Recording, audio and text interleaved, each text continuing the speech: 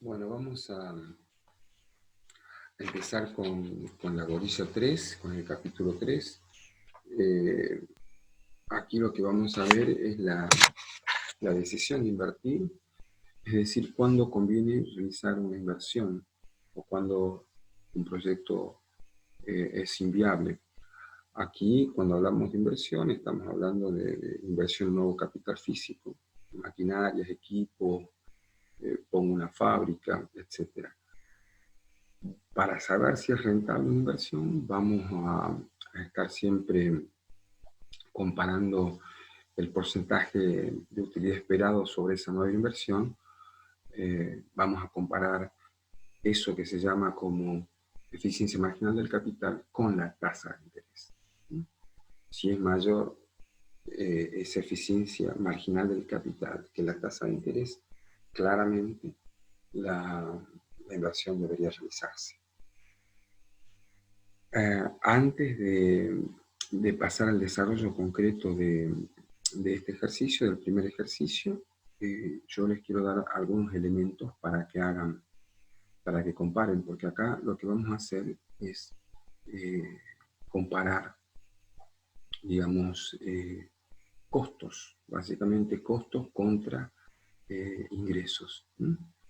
Vamos a comparar los costos que generamos contra los futuros ingresos y de allí vamos a determinar si esa inversión es factible o no. Nosotros acá, cuando estamos haciendo este tipo de decisiones, cuando estamos por ver, digamos, si esto es viable o no, lo que, lo que tenemos que tener presente es esta fórmula. ¿Sí? De acá se desprende todo. Esto lo vamos a ver, esta fórmula, nada más que lo vamos a ver desagregado. Pero lo que hay que tener presente cuando uno realiza este tipo de análisis, de decisión de invertir, lo que tenemos que igualar es el costo de la inversión. Por ejemplo, en este caso, compramos en este ejercicio una máquina. Ese costo de la máquina hay que compararlo contra los futuros ingresos que se van a generar. Esta máquina, digamos, este proyecto me va a generar ingresos en distintos periodos.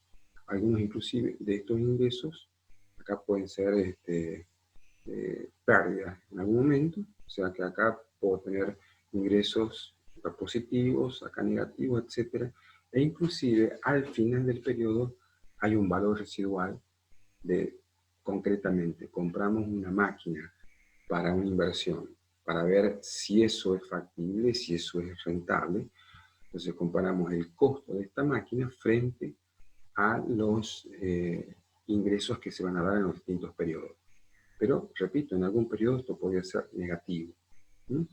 Y al final hay que tener en cuenta el valor residual que queda, que también podría ser negativo. ¿Sí?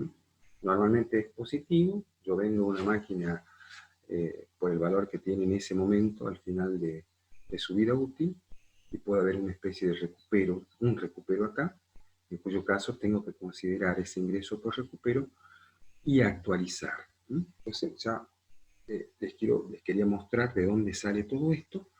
Esto es lo que se llama eficiencia marginal del capital, que es lo que tengo que comparar yo. Entonces tengo que comparar siempre la eficiencia marginal del capital, esta R, acá ya se los muestro, tiene que ser siempre mayor a la tasa de interés, en cuyo caso el proyecto es rentable.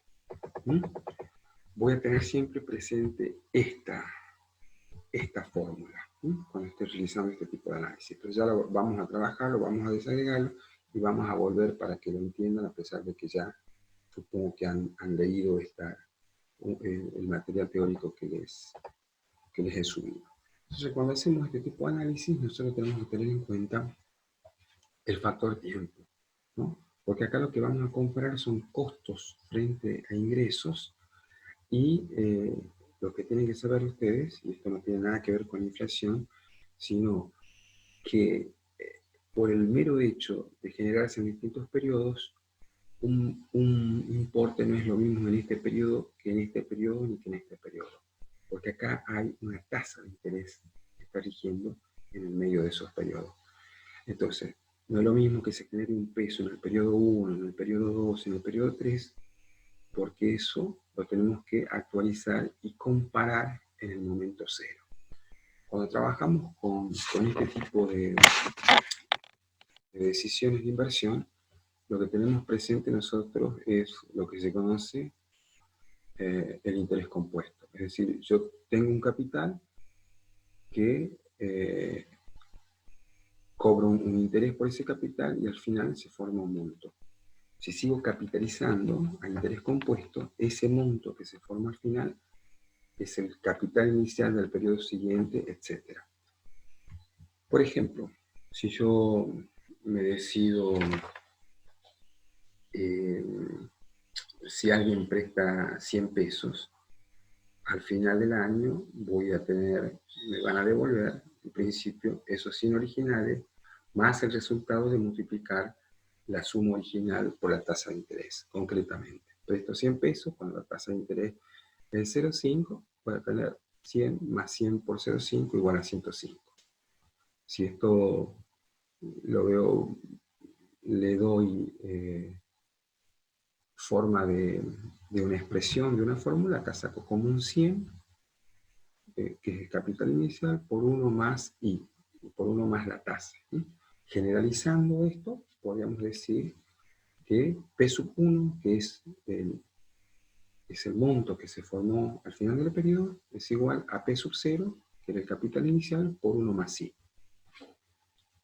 Si yo sigo capitalizando, P sub 2 va a ser igual a P sub 1, yo le dije que ese monto era el capital inicial del periodo siguiente, por 1 más I.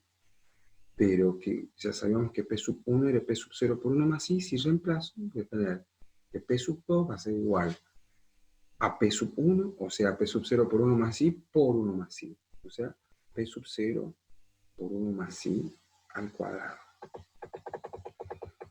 Si presto nuevamente por 3 años, voy a tener P sub 3 igual a P sub 2 por 1 más I, pero como P sub 2 es igual a P sub 0 por 1 más I, finalmente P sub 3 va a ser igual a P sub 0 por 1 más I a la tercera, etc.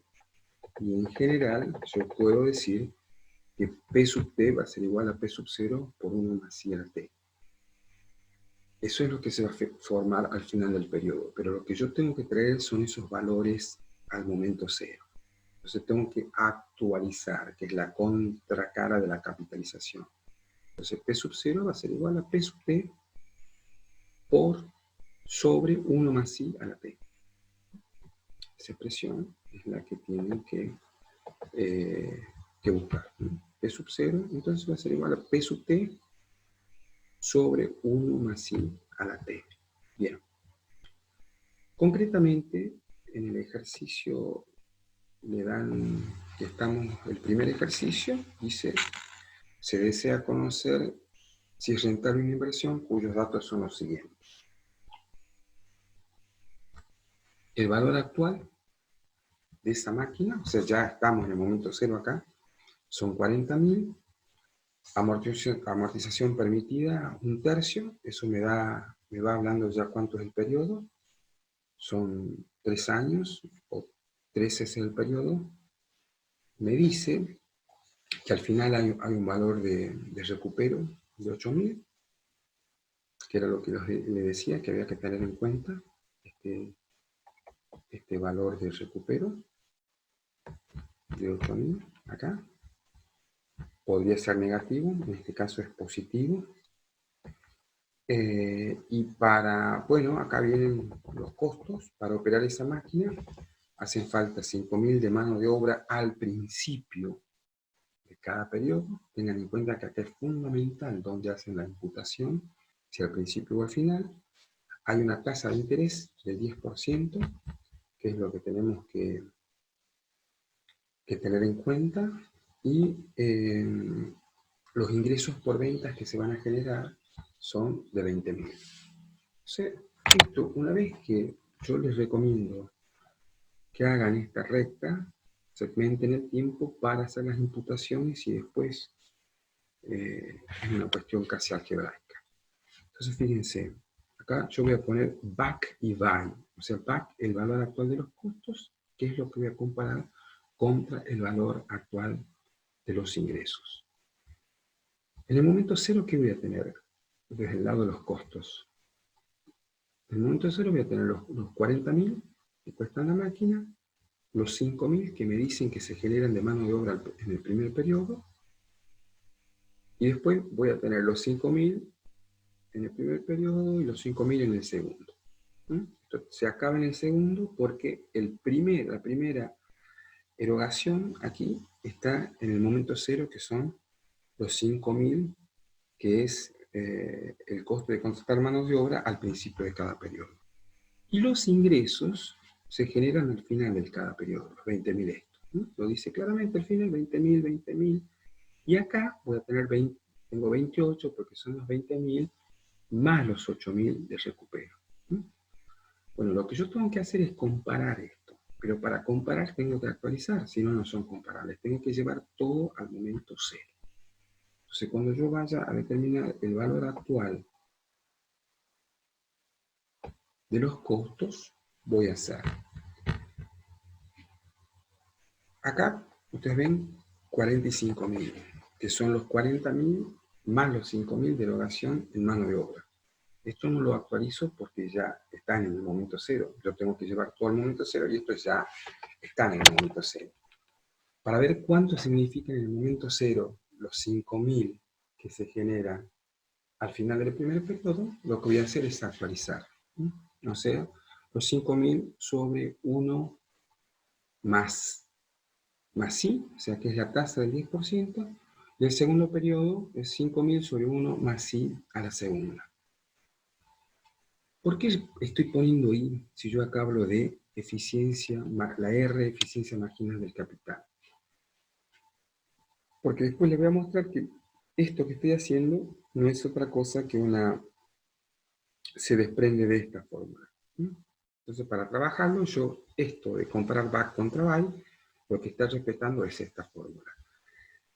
Fíjense que acá pongo R.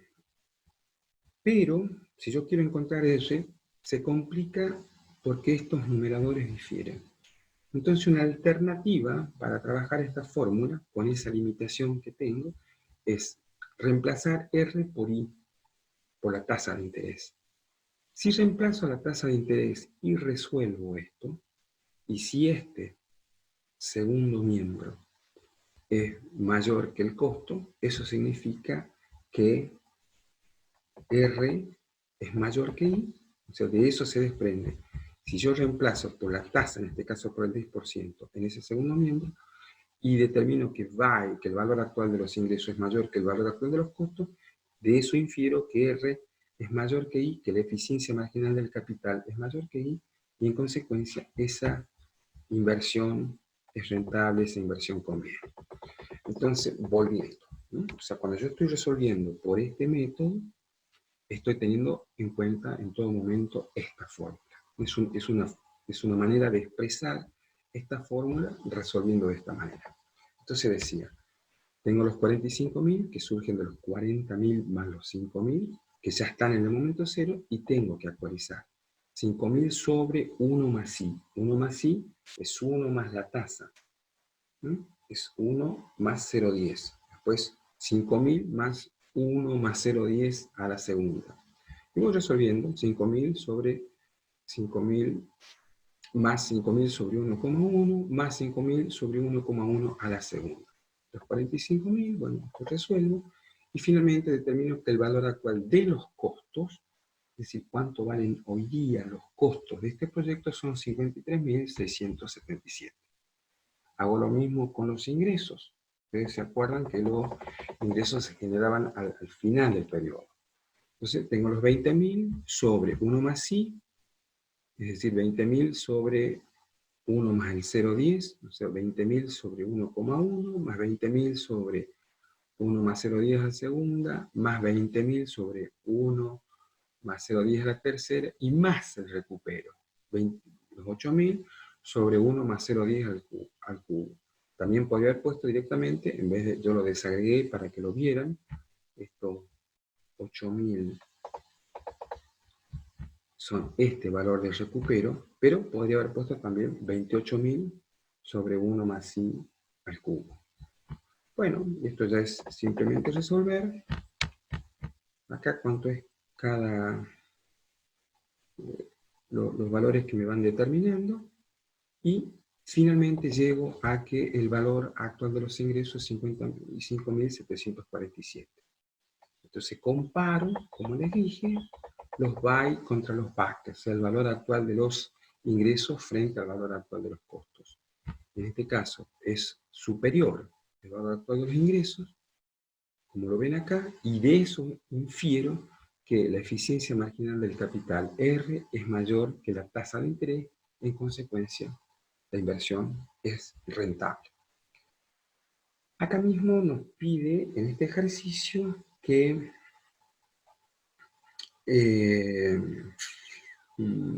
podríamos hacerlo a través de los ingresos netos, otra forma de verlo. Entonces fíjense, si yo lo tomo a través de los ingresos netos, otra forma de ver lo mismo, yo tendría que en el momento 0 no tengo ingreso, en el momento 1, en el periodo 1 tengo 20.000, en el periodo 2, 20.000, y en el periodo 3, 28.000, que son los 20.000 más el recupero.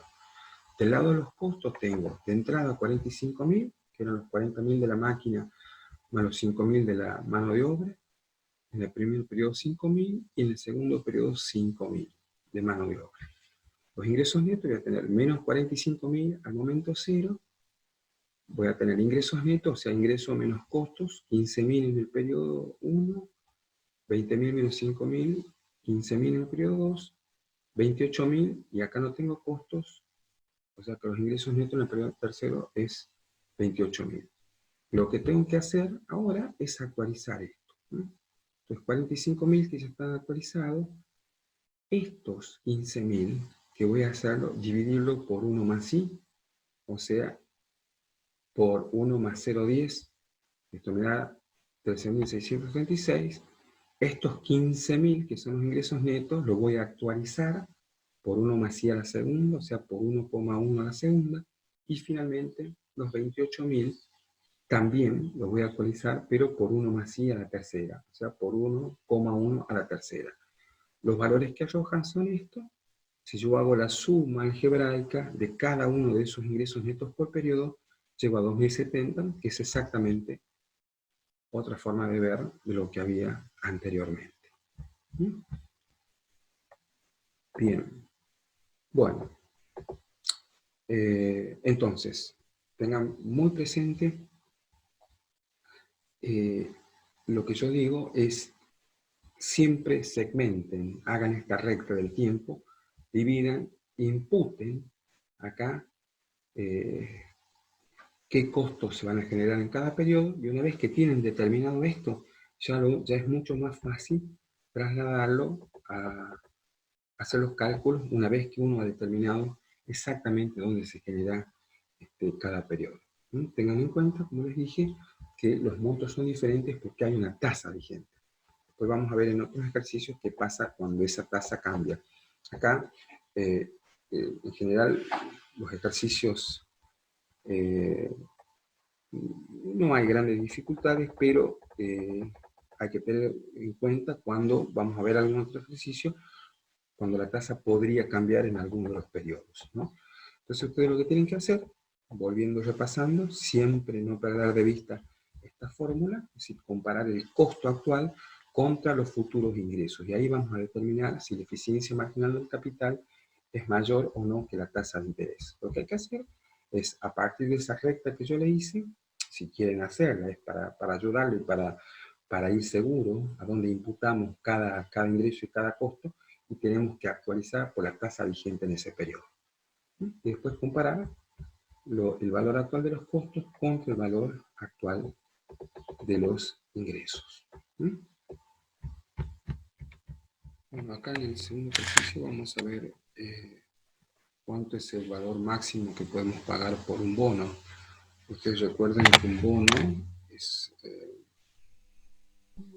por ejemplo, si el gobierno emite un bono y nosotros adquirimos un bono, ese bono me da, lo que tiene es un retorno periódico, digamos cada año, se desprende lo que se llama un cupón, que es el retorno, lo que me está generando, y tiene un valor nominal que lo voy a recuperar al final del periodo. Entonces, para saber cuánto es lo máximo que yo puedo pagar por un bono, lo que tengo que ver es cuánto es el valor actual de ese bono. Entonces, acá tengo una lógica parecida al ejercicio anterior.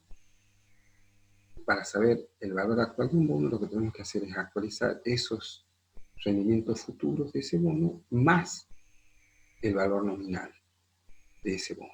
Entonces, R, que van a ser los retornos en cada periodo. Supongamos que yo compro un bono, o el gobierno emite un bono a 5 años, y que me genera un retorno anual, y al final de los 5 años, o de los 3 años, el periodo que fuera, voy a recuperar el valor nominal que he pagado por ese bono. ¿Cuánto es lo máximo que debería pagar por ese bono? Lo tengo acá expresado. Es muy parecido a la lógica anterior. El valor actual es igual a los retornos futuros, los rendimientos futuros de ese bono, descontados a la tasa vigente, más el valor nominal de ese título, también descontado. Concretamente, en el ejercicio que tenemos, en el 2, dice para un bono que nos da un retorno anual de 100 durante 3 años, que ya nos va definiendo el periodo, 3 años, con un valor de rescate, que es el valor nominal de 1.500, al final del tercer periodo, y conociendo además que la tasa de interés es del 10%, ¿cuánto es el precio máximo? Bueno, siguiendo esta lógica, el precio máximo, si el retorno es 100, lo que tengo que hacer es, como les dije, segmentar el tiempo. Voy a tener 100 sobre 1 más i, como la tasa del 10%, es 100 sobre 1 más 0,10, o sea, 100 sobre 1, más 100 que se generan en el segundo periodo, más 100 sobre 1 más 0,10 a la segunda, o sea, 100 sobre 1,1 a la segunda, más 100 sobre 1,1 a la tercera, más el valor nominal del título descontado a la tasa de interés a la tercera, porque estamos en el tercer periodo. O sea, estoy siguiendo esta fórmula. Bien. Entonces, si yo hago esta operación, esos 1.500 que me costaban del valor nominal, lo máximo, el precio máximo que debería pagar son estos 1.376, porque ese es el valor actual de esos rendimientos futuros que me generan este bono. Y dice el siguiente apartado: si usted efectivamente compró ese bono por su precio máximo, que era 1.376, lo máximo que podría haber pagado por ese bono que me están vendiendo, cuyo valor nominal era 1.500. Y ahora la tasa aumentó del 10 al 15%. Por ese solo hecho tiene una ganancia o una pérdida de capital. Entonces, ¿qué hubiera pasado si la tasa hubiera sido el 15%? Si yo compré con una tasa del 10%, se tuvo en cuenta mi análisis cuando calculé el valor actual de ese bono con una tasa del 10%, y me dio que el valor actual era 1.376. Eso es lo máximo que yo podría haber pagado. Pero ¿qué pasa, digamos, del supuesto, si la tasa de pronto aumentó al 15%? Si yo actualizo, si veo cuál hubiera sido mi realidad con el 15%, bueno, hago la misma lógica: 100 sobre 1 más 0,15, más 100 sobre 1 más 0,15, o sea, 1,15 a la segunda, más 100 sobre 1,15 a la tercera, más 1.500, que es el valor nominal del título, actualizando por 1,15 a la tercera, me da 1.216. Es lógico, si aumento la tasa, ese valor actual es menor. En consecuencia, yo tuve una pérdida de capital. O sea, si aumento la tasa, hay una pérdida de capital. Yo tendría que haber pagado 1.216 y he pagado 1.376. Bueno, el tema de los bonos, digamos, sigue la misma lógica que lo que veíamos en el ejercicio anterior. Es decir, hay que tener en cuenta, básicamente, esta expresión, básicamente hay que segmentar el tiempo y hay que ver dónde se producen los rendimientos o los retornos, en qué periodo y qué tasa es la vigente. Lo demás ya es conocido. Es decir, el valor actual de un bono va a ser igual a la suma de los rendimientos futuros descontados a las distintas tasas o a la tasa vigente en cada periodo, más, no se olviden siempre, el valor nominal del título que se recupera al final. Bueno, vamos a ver el ejercicio 3, que me parece que por un error en la guía que tienen ustedes figura como 4. Figura 2 veces 4, pero este es el ejercicio 3, que tiene que ver con un tema muy, muy importante, que es el principio del acelerador. Ustedes saben que hasta acá venimos viendo que la inversión dependía de la tasa de interés, de forma inversa, ¿no? Cuando subía la tasa, bajaba la inversión; cuando bajaba la tasa, una relación inversa entre tasa e inversión.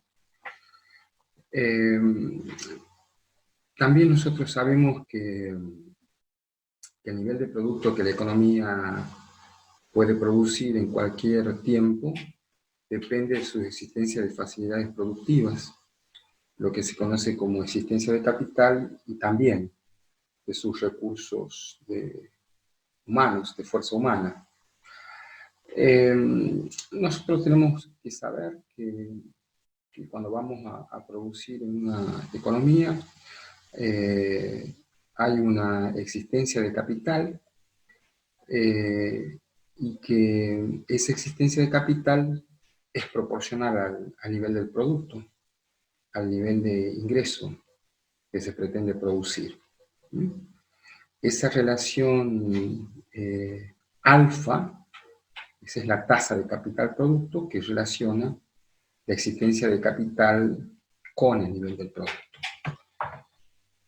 Entonces es muy importante este concepto de este principio de acelerador, porque nos está indicando ya que no solamente la inversión, la variación de la inversión depende de la tasa de interés, sino que concretamente el nivel de inversión es una función de los cambios en el producto o de los cambios en los ingresos. Eso sería el principio de aceleración. Entonces acá tenemos un ejercicio muy interesante.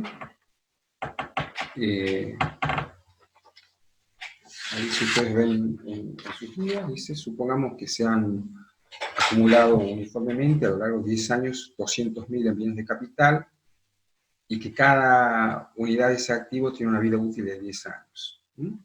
Eso ya me está diciendo, digamos, que la amortización es todos los años, la depreciación es 20.000. Si la proporción capital-producto, ese alfa, el que yo les hablaba, de la economía, es 2, encontrar los niveles de inversión neta y bruta de la economía desde el año 75 al año 80, si el producto en los distintos años es lo siguiente, y nos da desde el año 74. Nos dan los datos desde el año 74, pero nos pide que calculemos desde el año 75. Por eso yo pongo acá año 75. Y pongo los valores.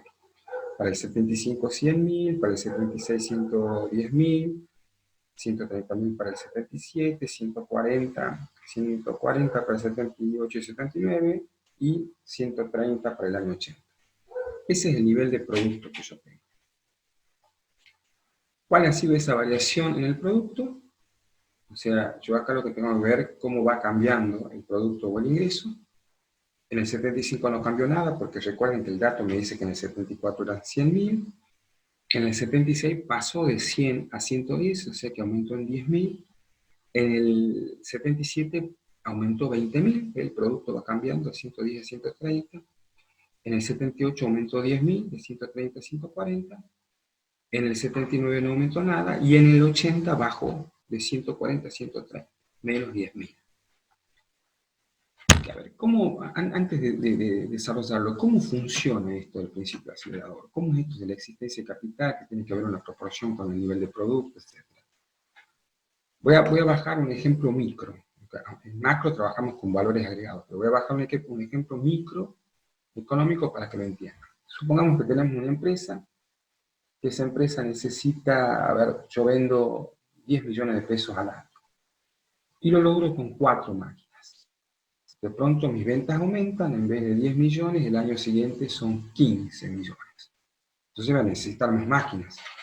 Entonces, como está variando el producto, en este caso serán los ingresos de la empresa, de 10 millones a 15 millones, en vez de 4 máquinas, voy a necesitar, supongamos, 6. Con 6 máquinas, yo puedo lograr producir para ese nivel de ventas, ese nuevo nivel de ingreso que tengo que aumentar. Entonces, eso me va dando la idea, ¿no? Eso lo trasladamos a la macro.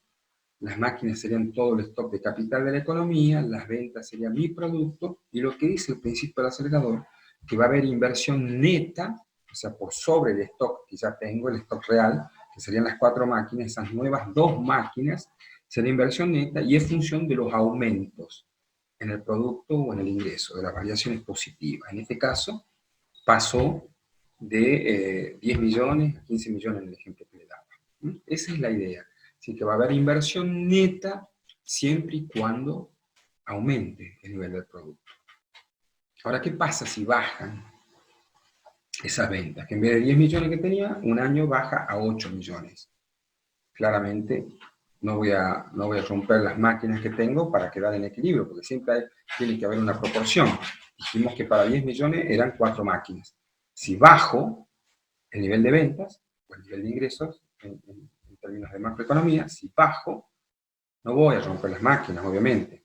Si ustedes reparan en el libro, dice nadie agarraría, con terminología muy norteamericana, dice nadie agarraría un bate de golf, de béisbol y empezaría a romper las máquinas. Nadie rompe el stock de capital que tiene. Lo que hace no hace inversión neta, pero ajusta vía depreciaciones. Porque yo la inversión neta es, además de la inversión por depreciaciones, porque yo tengo que reemplazar las máquinas que van cumpliendo su ciclo de vida útil, más la inversión nueva. Entonces, en el ejemplo que nos piden, nos dicen que calculemos la inversión bruta. Ustedes saben que la inversión bruta es la inversión neta más la depreciación. Entonces, estamos viendo acá cómo varía el producto. O sea, tenemos el producto, repito, para el año 75, 100.000, para el año 76, 110, 130, así. Entonces, la variación en el producto es en el 75 es 0, porque repito, en el 74 también había sido 100.000, en el 76, 10.000. Vamos viendo de un periodo a otro cómo va cambiando. Y en el último periodo baja de 140 a 130, o sea, hay una caída, una variación negativa del producto, cae el producto. Bien, acá puse stock de capital requerido, acá dice stock de K, es stock de capital requerido. ¿Qué significa esto? Que como tengo un alfa de 2, o sea que significa que necesito 2 veces el capital por cada peso de producto, entonces si el producto es 100.000, necesito 200.000 de capital. Si el producto es 110, necesito 220.000. Si el producto es 130, necesito 260, y así. Si es 140.000 el producto, necesito 2 veces el capital para producir. Entonces, 280.000. Bien. ¿Cuál va a ser entonces, en esa lógica, la inversión bruta? Que repito, se compone de la inversión neta más la depreciación. En el primer año no ha habido aumento de producto, por lo tanto, tengo que hacer la depreciación, que ya vimos que es 20.000, para todos los años 20.000, entonces, inversión neta no voy a hacer porque el producto no ha aumentado. Y como yo dije que la inversión neta es variación, ocurre cuando está variando el producto, y si no ha variado el producto, no hay inversión neta. Si solamente hago inversión en depreciación, 20.000, porque tengo que reponer el equipo que va cumpliendo su vida útil, entonces la inversión bruta es 20.000. En el año siguiente, la variación del producto fue de 10.000. En consecuencia, la inversión neta va a ser, si es 10.000 y necesito 2 veces como inversión el producto, la inversión va a ser 20.000. Más la depreciación, otros 20.000, tengo 40.000 de inversión bruta. El año siguiente es más todavía. porque el producto pasa de 110 a 130.000, aumenta en 20.000. ¿Cuánto voy a necesitar de inversión neta? El doble de esta variación, o sea, 40.000, más la depreciación, 20.000, tengo un total de inversión bruta de 60.000. En el año siguiente, bueno, de nuevo, aumenta solamente 10.000, entonces la inversión neta va a ser 20.000, más la depreciación 20.000, la inversión bruta va a ser 40.000. Al siguiente año, fíjense, de nuevo no hay variación. De 140 es el mismo al año siguiente, entonces hay cero inversión neta, hay 20.000 que tengo que hacer inversión de reemplazamiento, la depreciación, entonces tengo 20.000. Y el último año, fíjense que cae el producto, o sea, bajo. Obviamente, no voy a hacer inversión neta, porque si ya cuando permanece igual no hacía, menos si está cayendo. La única forma que puedo hacer, que puedo ajustar, es no haciendo depreciación. No puedo romper las máquinas. En todos casos, no reemplazo las que están cumpliendo su vida útil. Entonces acá es 0 y acá también es 0. Entonces eso lo que me dice, en conclusión, el principio del acelerador, es que la inversión no solamente es función de la tasa de interés, depende en forma inversa, sino también es función de los cambios positivos en el nivel del ingreso. Y después un apartado más que dicen que si resultarían mayores los cambios de inversión si la proporción entre capital fuera 3 en vez de 2 que tenemos, si en vez de 2 esto fuera 3, y por supuesto, si la proporción capital-producto fuera de 3, habría incluso mayores cambios en la inversión neta. Obviamente. Con un alfa 3, en vez de acá 10.000 en vez de 20.000, serían 30.000, acá en vez de 20.000, cuando la variación es 20.000, serían 60.000, etc. Es una pregunta demasiado simple. Lo importante de acá, de este cuadro, muy interesante, es que esto viene a fijar los conceptos del principio acelerador. O sea que la inversión, además de ser función de la tasa, es función de los cambios positivos en el nivel del ingreso. Si no hay cambio en el producto, no hago inversión neta. Y si cae el producto, obviamente no hago inversión neta, pero tampoco hago inversión de reemplazamiento. Tampoco hago inversión para reemplazar el desgaste que sufren esas máquinas. Bueno, vamos a desarrollar el último ejercicio de este capítulo 3 que tiene que ver con inversiones y el principio de aceleración también que vimos.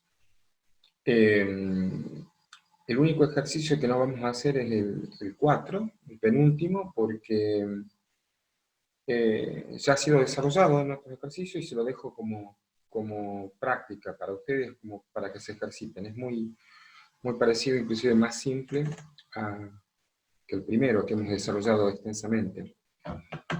Y este ejercicio, este último, también ya vimos uno de bonos, o sea, el valor actual de un bono, cuánto es lo máximo que pagaríamos por un bono. Nada más que acá tiene una particularidad, que es que cambia la tasa. Entonces esto, lo más importante es plantearlo el ejercicio. Después lo otro es resolución algebraica. Fíjense, acá dice, para un título que nos da una rentabilidad de 300 durante los 2 primeros años y 200 los restantes, la tasa actual es del 10, pero después baja al 8%, ¿cuánto pagaría por un título cuyo valor nominal es de 2.000? Acá, como siempre, no hay que perder de vista cuál es la fórmula, cuál es el valor actual de un bono. Dijimos que es igual al flujo de retornos futuros descontados a la tasa de interés más el valor nominal del título, también descontados a la tasa de interés vigente, ¿no? Entonces, acá tenemos los retornos o los rendimientos de los títulos en los distintos periodos, y tenemos el valor nominal, y eso es lo que tenemos que actualizar. La suma de esos flujos futuros, de los rendimientos, más el valor nominal del título, que se rescata al final, nos da el valor actual. Entonces, lo único que hay que hacer, como dije, es saberlo plantear. Entonces acá vemos que acá los rendimientos son distintos, son 300 en los 2 primeros años, 200 en los 2 últimos años, y la tasa de interés es el 10% en el primer año, pero después baja al 8%. Y el valor nominal es de 2.000. El problema acá, cuando yo doy la clase presencial, siempre les pido cómo hacemos el planteo. Algunos me dicen, bueno, hay que dividir todo por 1 más I, hay que dividir por 1 más 10, otro hay que dividir por 1 más 8. ¿Qué es lo que hay que hacer? ¿Cómo hay que plantearlo el ejercicio? Entonces, como siempre les digo, hay que segmentar el tiempo, esta recta, para que nos ubiquemos. Fíjense, en el primer periodo tenemos al final, cobramos ese retorno de 300, después otros 300, después los 200, y al final el valor nominal del título. Fíjense que en el primer periodo acá la tasa vigente es del 10%, después baja al 8%. ¿Qué es lo que tengo que hacer yo para saber cuánto es el valor actual de ese bono? Es actualizar estos importes, o sea, traerlos todos al momento cero. Estos 300 al momento cero, estos 300 al momento cero, estos 200 y así. Entonces, ¿cómo voy a hacer? En el primer caso, en el primer retorno de este título, no hay ningún problema. Son 300 que se generan al final, lo actualizo, divido en 1 más I, o sea, 1,1, 1 más 0,10, 1,1. El segundo, fíjense, esto es lo que tengo que actualizar, pero la tasa vigente en este periodo es 8 y la tasa vigente acá es 0,10. Entonces voy a actualizar primero estos 300 hasta acá, al 0,8, y después ese resultado, hasta acá, lo actualizo a la tasa del 0,10. Eso se expresa de esta forma. 300 sobre 1 más I por 1 más I, o sea, 1 más 0,10 por 1 más 0,8, es esto. Estos 200, la misma lógica. Tengo que actualizar hasta acá, tengo que actualizar todo al momento cero, pero hasta acá, con una tasa de 0,8, y de acá para acá, con una tasa del 0,10. ¿Cómo se expresa esto? De esta forma. 200 sobre 1 más I por 1 más I al cuadrado. O sea, 1,10, 1,1 por 1, acá es 0,8, ¿no? Acá se me fue, dice 80, pero es 0,8. Y el cuarto periodo, o sea, la rentabilidad que se genera al final del periodo, también, con la misma lógica. Hasta acá, a la tasa del 0,8 vamos a actualizar, y este resultado, actualizado hasta acá, a la tasa del 0,10. ¿Cómo se expresa eso? 1,01, 1,10 por 1,08 al cubo. Más la actualización del valor nominal del título. Es el mismo periodo que el 200 anterior, o sea, también 2000 sobre 1,1 por 1,08 al cubo. Lo demás ya es algebraico, y el valor actual, finalmente, es este. Entonces, bueno, con esto terminamos el capítulo 3, que es muy importante. Recuerden que acá estamos viendo la decisión de invertir, estamos viendo el valor actual de un bono. En todos los casos trabajamos con actualización, que es la contracara de la capitalización a interés compuesto. Recuerden que lo más importante es acá saber imputar, porque juegan las tasas, que no es lo mismo un valor al principio que al final de un periodo. Tienen que tener qué tasa vigente hay en cada periodo. Y otro concepto muy importante, que es el principio de aceleración, que hemos visto también y hemos desarrollado, ¿no? Que ahí veníamos con otra, digamos, dejábamos de lado el supuesto, no dejamos de lado, sino que complementábamos el supuesto de que la inversión era no solo una función inversa de la tasa de interés, sino que era una función de los cambios positivos en nivel del ingreso. Es decir, la inversión neta dependía de la variación positiva del ingreso. Esos son los temas que hay que manejar.